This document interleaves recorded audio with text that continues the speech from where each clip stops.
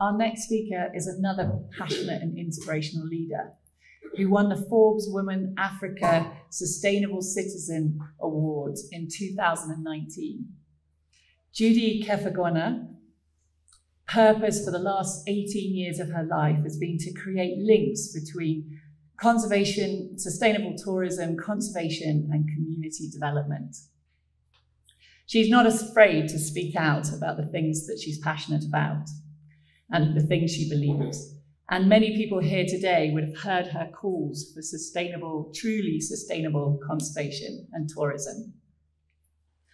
And considerations of human rights in the tourism supply chain, and the inclusion of more women in the industry as well. As well as being a passionate advocate and public speaker, Judy is also the founder of the Sustainable Travel and Tourism Agenda. She launched the Green Tourism Summit in Africa in 2015, which aims to influence the sustainable growth of tourism. Judy also designs training modules for tourism professionals and developed the Young Changemakers Initiative for undergraduates at universities studying tourism. This passion and dedication and action means that Judy has played a pivotal role in not only minimizing the negative impacts of tourism, but also moving it towards a sustainable, responsible, and ethical industry.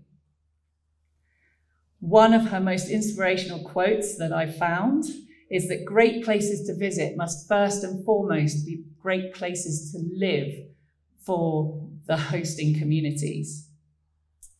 I think this truly encapsulates the spirit of this conference, where we're working together to create better futures for the diverse communities that are involved with conservation today.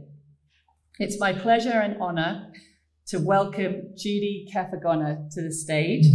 And thank you very much, Judy, for coming here today. Judy hasn't had to come so far, but it's a great honor that you're here today to speak to us. Thank you very much. Great, I don't need to introduce myself again this morning. Good morning. Good morning. That was more than enough introduction. It's always awkward to listen to somebody talk about you when you sit it up there. Very awkward. So I'm not going to talk about myself, and I'll go straight into our presentation discussions for this morning.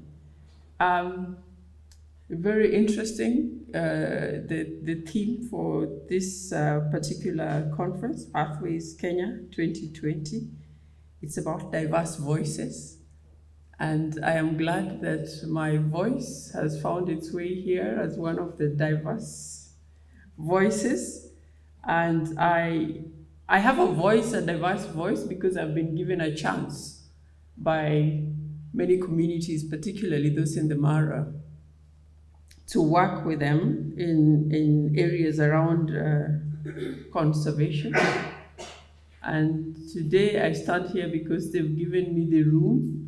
The grass room, I always say, I have learned from the grass room in the Mara. It's the best place to run, under the trees, under the grasses.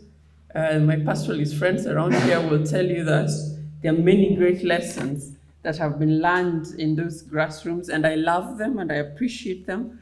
And I want to thank all of them who've given me a chance to be able to learn with them and reflect. So today, mine is about a reflective voice.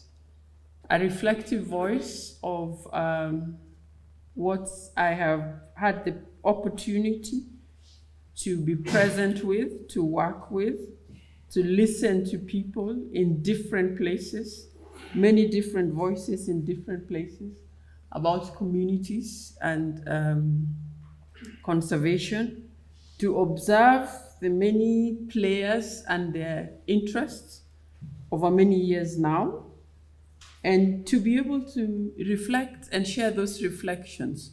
So what I'm going to share with us today are reflections that should help us think about community conservation going into the future. But I think the most important question that we will be answering at the end of today, I only have 6 slides to reflect on. They're not 20. They're just 6 of them. Maybe 5 of them are significant questions. But at the end of the day, I want us to be able to reflect on how communities will navigate this very complex business of conservation.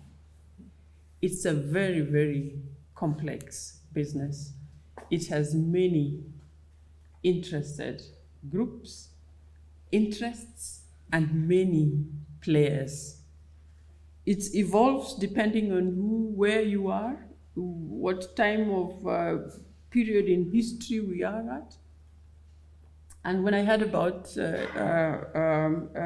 Michelle talk about environment and human rights, it's so intertwined with human rights, but it's probably one of the forbidden topics that we don't talk about all the time, about human rights in conservation. We love to gloss over it, but it's probably one of the biggest issues that conservation should be paying attention to. And rights can be defined in very many different ways. 3 weeks ago, I was in northern Kenya. I visited a private conservancy and a community conservancy. I was doing an assessment for an organization on issues of sustainability. And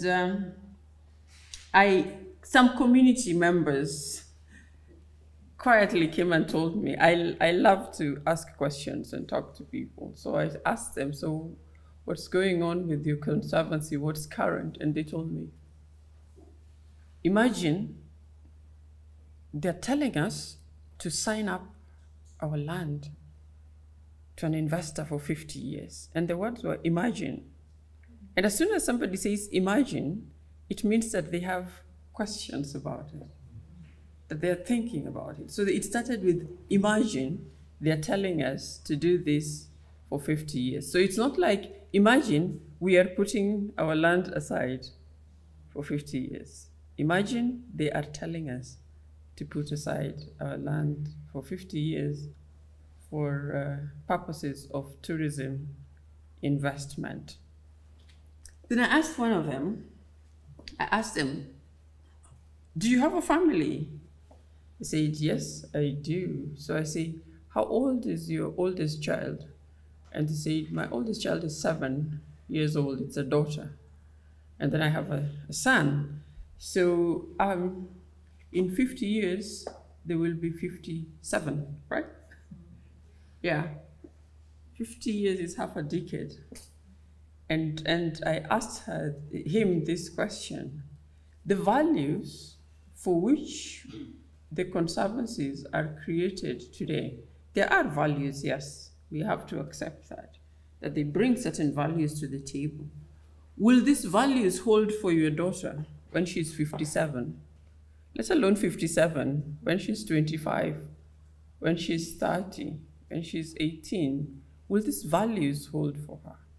And therefore, those discussions inspired my big question at the end of today, whether community conservation, how community conservation can pursue long-term value creation agenda that will make sense for that 7-year-old in 50 years.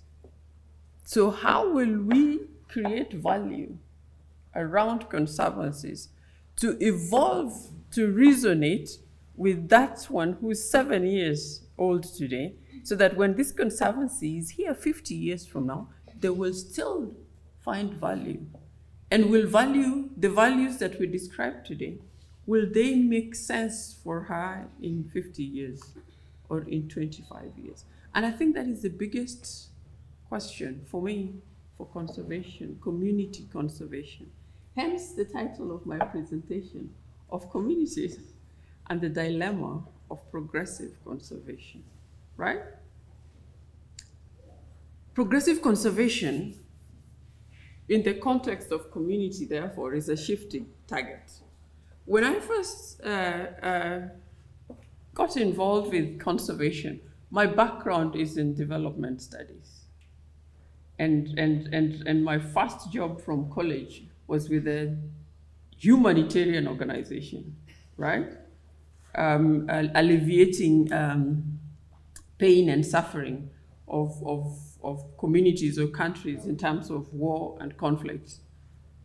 Then I went from there, I developed project management skills, interpersonal skills and relations, and that's where I found myself. My next job was at Kenya Wildlife Service, and that was a very daring move for me.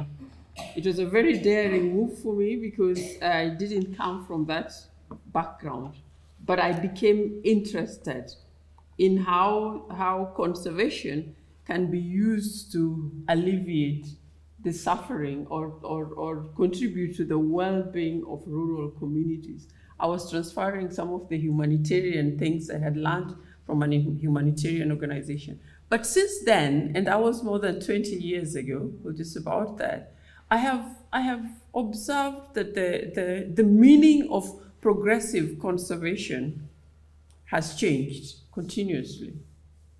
There was a time when I first joined KWS where progressive conservation was basically about paying communities or compensation for human-wildlife conflict.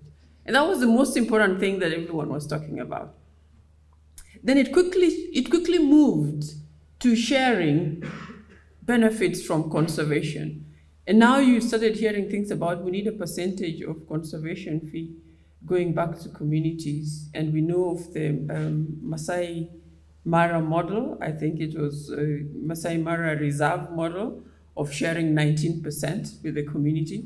It moved into sharing. Then we quickly moved into another dispensation where we were now talking about ownership and access. And today, as we stand here, we are basically talking about ownership, access, and management of natural resources. So it's not about being on the periphery and waiting. It's about being right there, managing conservation spaces, owning those spaces, and having access to tourism revenue, and having access to development revenue, all within the Conservancy. So progressive, the word is progressive itself, has changed meaning for communities over time in conservation.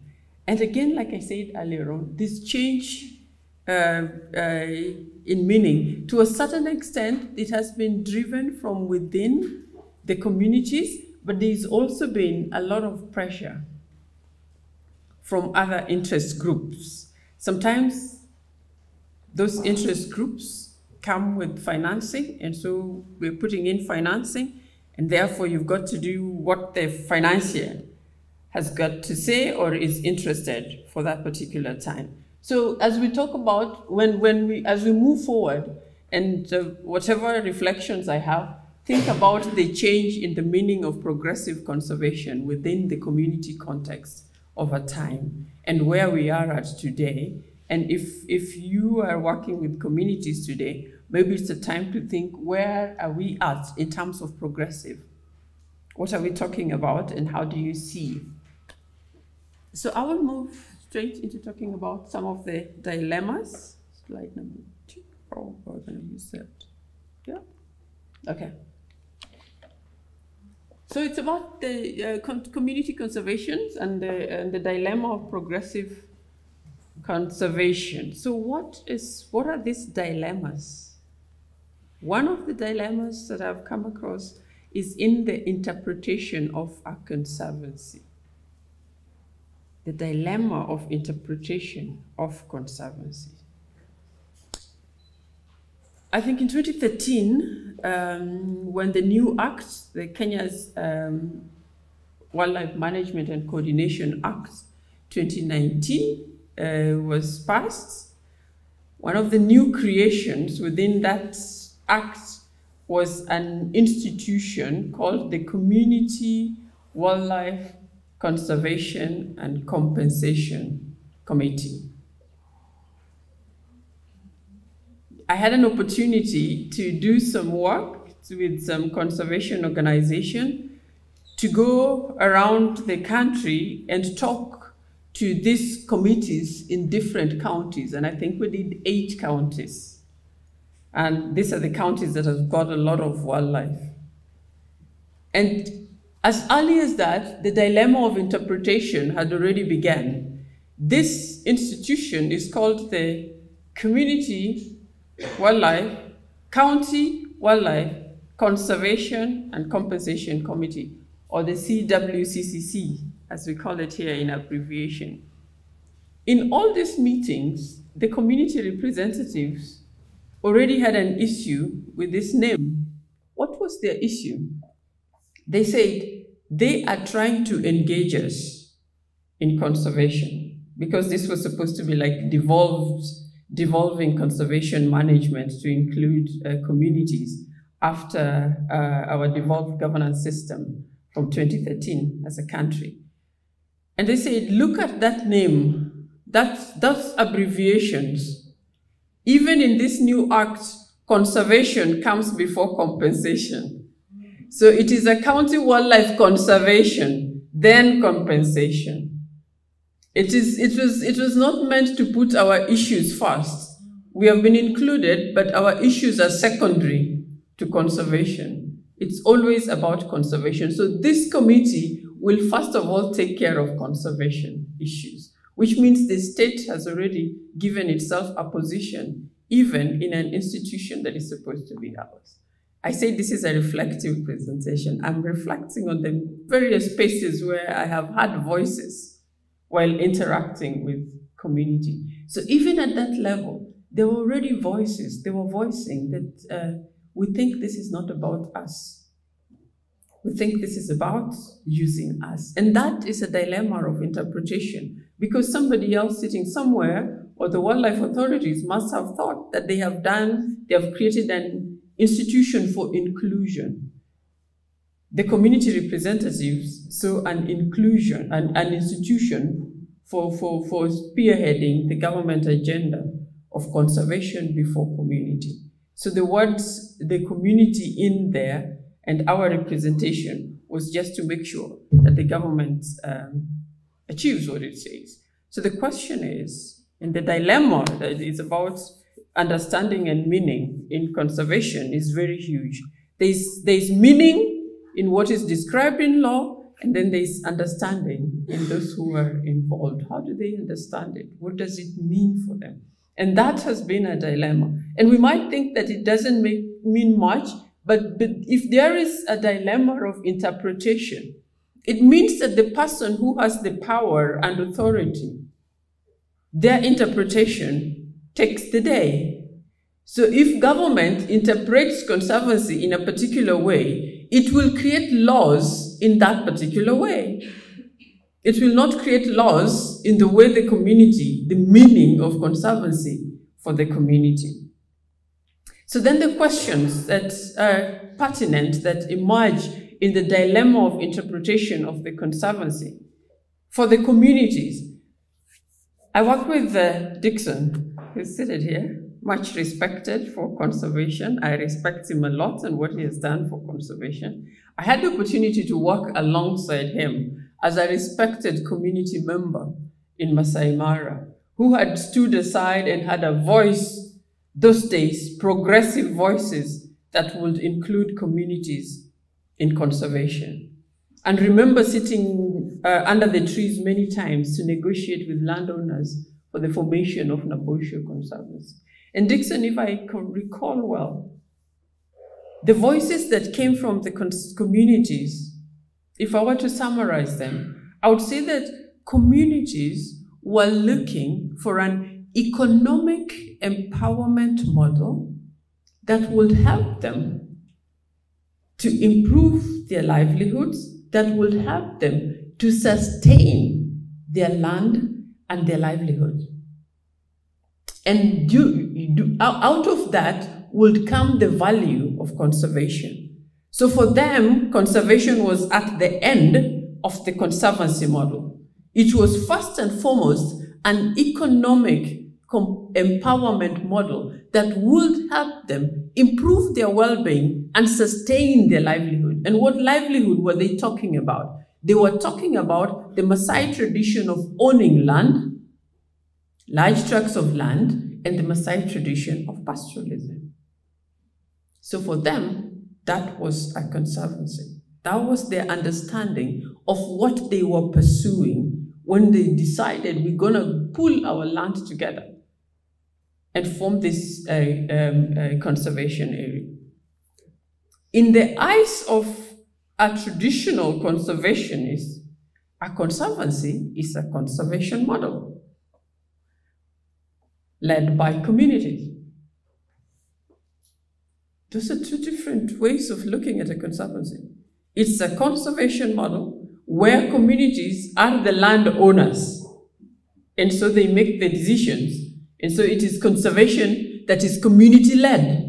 That is what a conservancy is. But that is not what the communities wanted when they formed conservancies. They were looking for an economic empowerment model. So we're faced with the dilemma of the interpretation of a conservancy in today's discussion around conservancies. Now, if you talk to somebody who comes from a land rights background, they will tell you that a conservancy is a land management model, right? With community conservation benefits. It's a land management model. And I remember very well that in the early years of forming Naboishu and other conservancies in the Mara, one particular international development organization held discussions, and they say the title, the topics they were discussing, they were talking communities, the new land grab. Community conservancy is the new land grab in Kenya. Because they were looking at a conservancy as a land management model, which is not in the hands of the community because somebody else is paying for it. So they thought it was a new land grab model. So there is a dilemma of interpretation. And that dilemma of interpretation means that different interest groups are investing different energies in conservancies. If I come from that background of a land rights, I will be investing different energy in a conservancy if I get involved with them. If I come from the background of a development practitioner and I see it as an economic empowerment model, I will be investing different energies. If I see it as a conservation model that is community-led, I will be investing different energies. And all this, the communities have to soak in and sieve out and find out what is genuine and what is working for us. This is the dilemma of the communities in the interpretation of conservancies. I haven't even talked about private sector and what they interpret the conservancy to be. For them, the conservancy is a destination. It's a prime destination, which they sell at very high value. They price their properties that are in there very highly because for them it's a prime destination. Top of their list. And because that prime destination needs open spaces, then the management of land becomes second. And when those spaces are managed, then there is wildlife, which is the attraction. There is the prime value that they are selling. So that every time they see a conservancy, they see a prime destination. And their interest is in securing a prime destination. And the community has got to soak up all this and listen to everyone and make out who is genuine and who is for us. And it is overwhelming. It can be overwhelming for the communities. So hence my initial question. Okay. So we have the next dilemma. We've got the dilemma of the success metrics. Because of all those different interest groups, this is the next dilemma that the community has got to deal with. So what is the success metrics for a conservancy? Let me use a typical example a primary school in Kenya, if you were to evaluate a primary school in Kenya for success, it's very clear what you need to be looking out for. First of all, you will be looking at enrollment at pre-primary one, what we call PP1 today. How many are they enrolling? You will be looking at the gender balance in that enrollment. Post-enrollment, you will be looking at transition. How many transition from PP1 to class 1 to class 2 to class 3? So there is enrollment, and then there is transition, then there is the gender balance, which is not a very big matrix, but is in there. And last and most important is the performance at the class 8, what they do, what is their mean score. It's so clear, it's in black and white. We know how to measure success in a primary school in Kenya. So do we know how to measure success of a conservancy? I keep hearing this statement all the time, that the success of a conservancy can be variously described. When it can be variously described, then it is a dilemma because it's not clear. And depending on whose interest and who is communicating, they will decide that the success matrix is the number of tourists who came. The success matrix is the number of wildlife that we are seeing in the rangeland. It's the number of dollars that we're paying the landowners. Because it is variously, success can be variously described depending on where we are. And I hear that all the time when you ask about the success metrics. So we have a challenge. Can we define the true success metrics of a conservancy? Just the way I have described. If I were to tell these metrics for measuring success of a primary school in Kenya, nobody will dispute it, right? They will not tell me it's variously. Yeah, we can talk about other things when we start saying that, okay, the performance will depend on whether they're in the city or whatever, maybe those cities have advantages, yes. But it is very clear that it starts with enrollment, it goes into transition, then we are talking performance. So how does it look like for a community conservancy? What is a success matrix for a community conservancy? Is it the number of years they put in for conservation? Is it the number of beneficiaries? It's not clear. And we must get to a point where the success metrics of a conservancy, if we're truly talking about a sustained value in the long term for a conservancy, it has to become extremely clear for the 7-year-olds when they're 25 and when they're 57, right? So most of the time we talk about numbers, but right there I have this very interesting photo, because for the communities, this is a success metric that my hand has grown is a success metric. But it is not reported because it is not the community that is reporting or have determined the success metrics of a conservancy. A modern house for a landowner in the Mara will be a success metric. A modern house for tourism practitioner in these places will be a disruption of the destination. The destination doesn't look authentic anymore. People are building modern houses.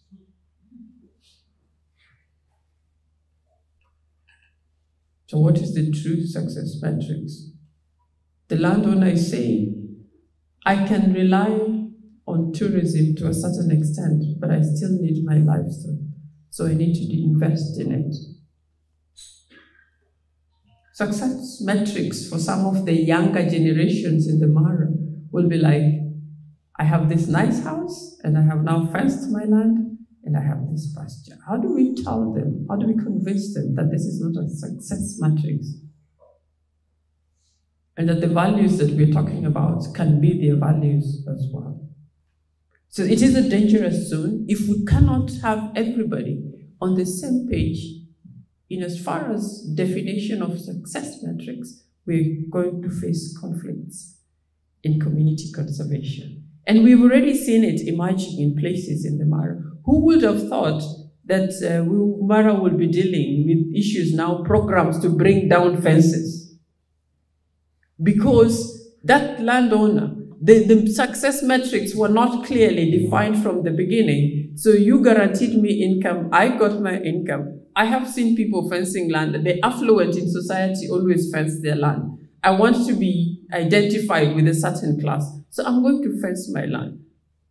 Just because it was not clear to me, nobody defined what the success metrics were going to be for the community and for the tourism partner. The tourism investors know what their success metrics are.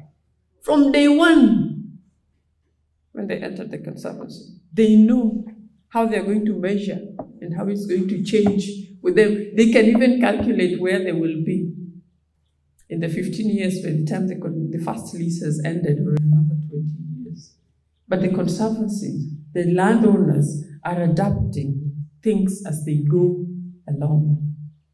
And then it becomes difficult to start telling them that this is not a success metric.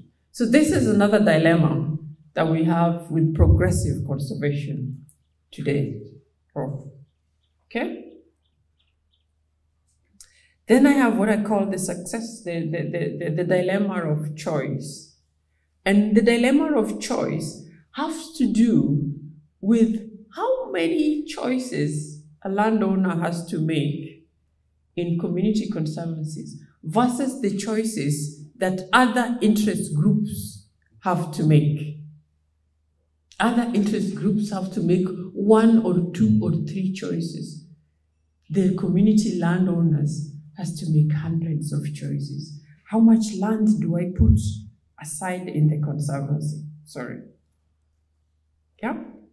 How much land do I put aside for the Conservancy? Where will I live? Right? Shall I fence this land or not? How many years is good enough for me? What shall I use to measure success? What shall I tell my children when it's time for me to subdivide this land and they have become of age and they want their land? What shall I tell them? How can I convince them about the value of putting aside 25 years or 50 years? Shall I continue to keep livestock? Where will they graze? Everybody is fencing. What shall I do?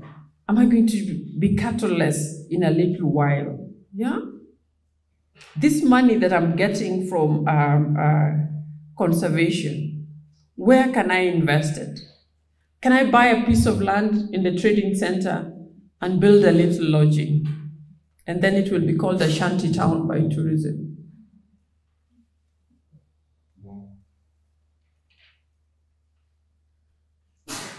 Then I have to leave open corridors. There's already land I have put aside in the Conservancy. Then I have to. The community has choices to make, and it's not one and it is not two. There are many, many choices that they have to make. And this will have an implication on what progressive conservation should look like. Do we have answers to this question? Are they for the short term or the long term? Where is the value addition? So that when we're answering this question for the landowner who has put the land in conservation for 25 years or 30 years, it can make meaning to them. Then there's always the other question. Will I benefit more if I'm in the inner circle? By the inner circle, I mean those who are in conservancy leadership. Yeah. Should I secure myself by finding myself a position in the inner circle? Because maybe there the benefits are more. Yeah? Will I be allowed to invest in tourism? Can I invest in tourism? We have seen some community members trying to invest in tourism, and it's not easy. It's not easy if it is within the boundaries of a conservancy and all that. So there's the dilemma of choice.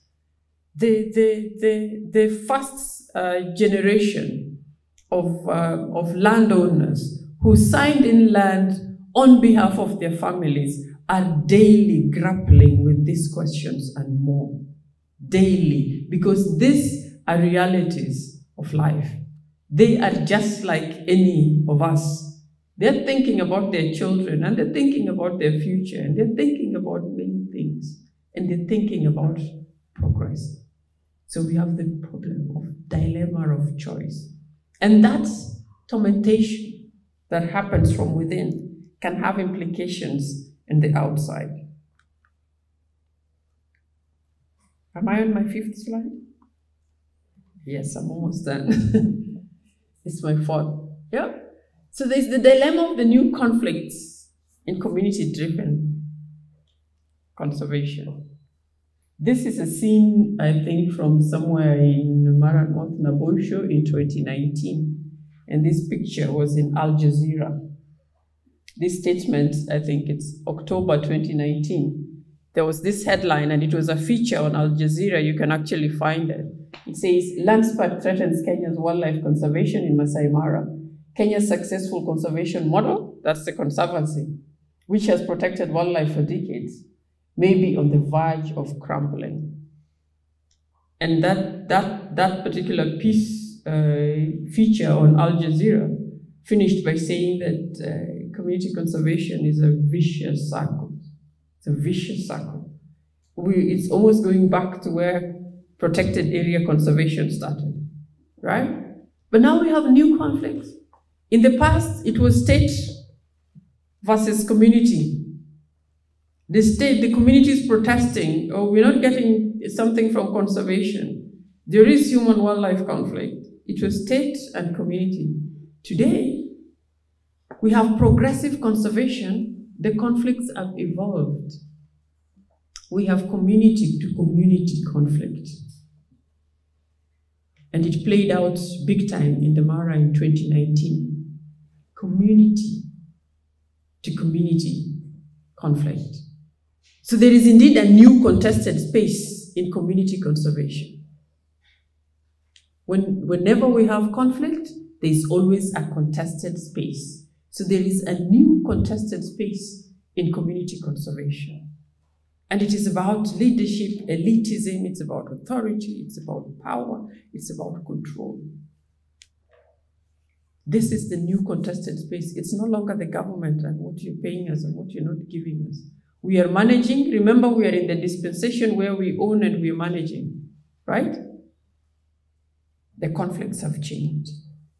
It was easier for a lot of us sitting around the room to deal with state and community conflict, because we always moved in and said we will empower the community, we will support them to do advocacy, we will demo against the state, we will lobby for changing policy, we will do this. It was easy when it was state and community conflict. When it's community and community conflict, the interventions have to change. And so which community do you support and which one don't you support?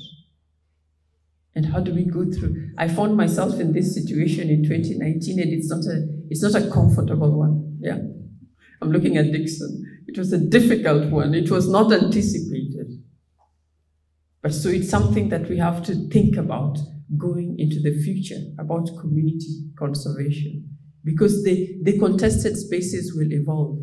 But we know for sure from this conflict from 2019 that there is a new contested space in community-led conservation.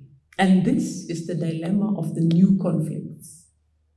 The community themselves, I think, in this whole conflict were very confused. They will sit down and talk to each other, and we are brothers and we can do this. And then they go out and then they do this. Then they come back and talk to each other again. That is why it's a dilemma. They also were not anticipating that this would happen to them. And I would sit in some of those meetings and they would say, we are brothers. We know how to fight ourselves from within. We will find our way out of this. But it's not been easy. It's not been easy. It's been going on and on and on and on.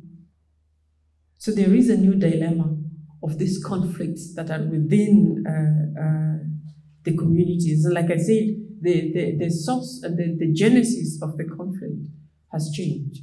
What is contested has changed. And so it is time to prepare for this if indeed we are going to secure these spaces for the next generations, 25 and 50 years. Okay? Almost coming to my last slide. My last slide is, second last slide is a question. This conflict, this is just a summary of conflicts from my reflections and interactions. So what is the long-term promise of the community conservancy model? And particularly in the human dimensions. What should that look like? What should the long-term promise of the conservancy model look like? We have had the short-term promises of there is wildlife, there is secured land, there is the protection of wildlife, there is a little bit of bursary here, there is you can access a little bit of grazing. But truly, what is the long-term promise? What is the long-term promise for that 7-year-old today? What does the conservancy model hold for her 50 years from today? These are the things, these are the questions we should be asking ourselves. What does it hold for her? Does it mean no poverty? Does it mean equality? What does the conservancy model promise in the long term? Does it promise new partnerships? Does it promise decent work? Does it promise response to climate action? I don't know. This is the answers we have to find for the future. What is that long-term promise that will help us to address some of those new and emerging dilemmas today that are threatening the future of our community conserved areas? And so, we come to an end. That's our big question. How can conservancies pursue a long-term value creation agenda in the complex business of conservation amidst emerging complex challenges or dilemmas for the community? If we reflect on this going forward, we probably could have found some answers to secure this conservation model into the future. We will probably have cracked the human dimensions of community-led conservation. Thank you for listening to me.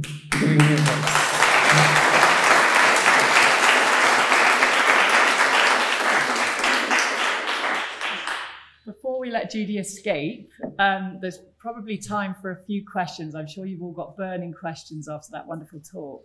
So if you don't mind just taking a few questions from people. Is there anybody who has a question? I don't know whether I have the answers, but we can ask. There we go. Yes. Anybody else can answer, yeah. Thank you, Judy, for that presentation. It got me thinking about when you talk about the aim of the success metric.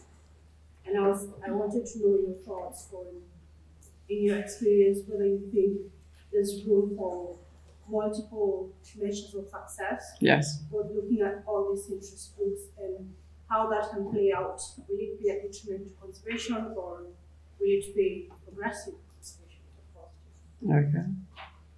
Okay. If I could take that right away, I think there is room for multiple measures. What we must not forget, is the primary player. How do we incorporate the metrics of the primary player? How do we prepare them mentally or psychologically, economically, in all ways, socially, to be able to define their own metrics of success? That is the most important question, because the primary player in this model is the landowner. So his metrics or her metrics must count. I keep referring to the 7-year-old, her metrics must count. So we must think 50 years and start coming backwards. What will it look like for her in 50 years? What kind of person will she be in 50 years? What type of metrics will make sense for her and for which we can relate to conservation, and convincingly so, without questioning whether it's a metrics or not, just like we can't question the metrics of success of a primary school, that she will not be able to question, and she will see it very clearly that this makes sense. So yes, there is room for multiple metrics for measuring success. Yeah. Judy, thank you very much for that thought-provoking presentation. My name is Cosmos. I have a question regarding the 50-year thing. I have this belief that every generation is born with an innate ability to be able to solve its own problems. And sometimes maybe we can try and jump the gun by trying to solve a problem that probably in that time frame we might not be able to. The dynamics would have changed completely. How does it play in this dilemma of generational changes? I think the most important thing is to continuously, in my view, we can listen to other views, is to continuously create value. So we are continuously looking at what does value look like 5 years from today. We started the Consultancy 5 years ago. Can we revisit the values? Instead of assuming that when we sign a Consultancy lease in 2010, that in 2040 we have not revisited what that values and any value addition around that particular time. And I do agree with you that every generation comes with the innate ability to be able to deal with their issues, but also it is not a recipe for us to leave behind chaos so that they can start dealing with chaos. They should build on something that was already there. And it is those blocks, how far can we build? How far can we build for them? The things that, they say generations change, but values don't change. Generations change and they solve problems differently. But there's certain things that are human values that remain. And will they be able to see that value that their parents saw in the Conservancy? Yeah? That's my try. It's not an answer, it's a try. Yeah, I just tried. Any more questions? My name is Judy. I work in one of the issues that really sticks out with that is the issue of investors. They can't buy huge chunks of land from the community at very good price. So that is more lucrative than the little amount of money that the receives. So how do you think that should be mitigated going forward? That is a tough one, because that is always an issue of, sometimes it is personal, especially where land is owned by an individual. But if they can see value, again, I keep going back to seeing value in a long-term conservancy model, the way we have them today, then maybe they will rethink. Today, I didn't talk about something that I'm reflecting on, and someday I get another platform, I will speak about it, and I call it predatory financing in conservation, or predatory funding. Predatory funding is a risk for community-led conservation in this country. And it's a whole different subject. We can't talk about it now, but I am currently collecting my reflections around it. But that is the kind of predatory. You predate upon somebody who has no choices and you have money. Yeah? So predatory investors, predatory financing is a risk for community-led conservation in this country. And it is one of those taboo topics, but someday I will speak about it somewhere else. Thank you. And thank you again, Judy. And we look forward to hearing more thoughts from you in the future. Thank you.